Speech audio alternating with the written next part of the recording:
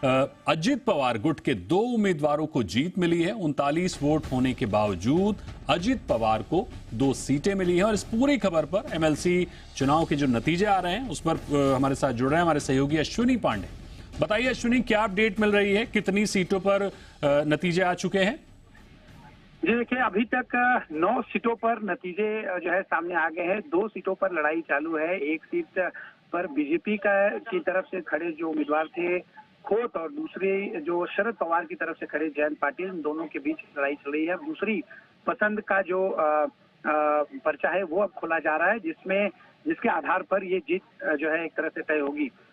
यहाँ पर जो मुख्य तौर पर लड़ाई है खोत और जयंत पाटिल के बीच में 9 सीटें जो है दोनों महाविकास आघाड़ी और महायुति के अलग अलग उम्मीदवारों ने जीत दर्ज की है। आपको बता दें कि ये सबसे महत्वपूर्ण रहा अजीत पवार के लिए ये विधान परिषद का चुनाव। अजीत पवार के पास महज 39 वोट थे।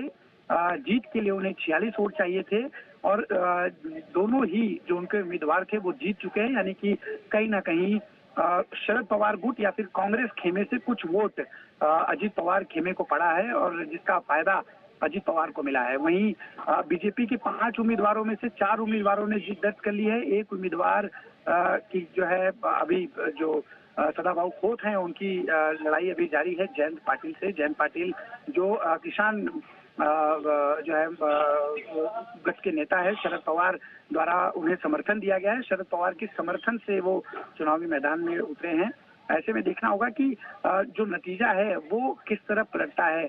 यहाँ पे मुख्य रूप से बीजेपी के पास उतने नंबर्स नहीं थे। खासतौर पे बीजेपी के पास 103 जो विधायक थे उनमें से 4 जो है परिषद के विधायक चुनकर आसानी से आ सकते थे, लेकिन उन्होंने 5वां उम्मीदवार खड़ा किया। 5वां उम्मीदवार उन्होंने विपक्ष के जो अपक्ष इंडिपेंडेंट जो विधायक थे उनके मदद से चुनकर आना था। लेकिन अभी तक जो स्थिति है वो काफी कांटे की चल रही है। देखना होगा कि दूसरी पसंद की जो मतपेटी की काउंटिंग की शुरुआत होगी तब क्या स्थिति बनती है। जी बिल्कुल, बहुत शुक्रिया करेंगे अश्विनी आपका इस पूरी खबर पर हमारे साथ जुड़ने के लिए।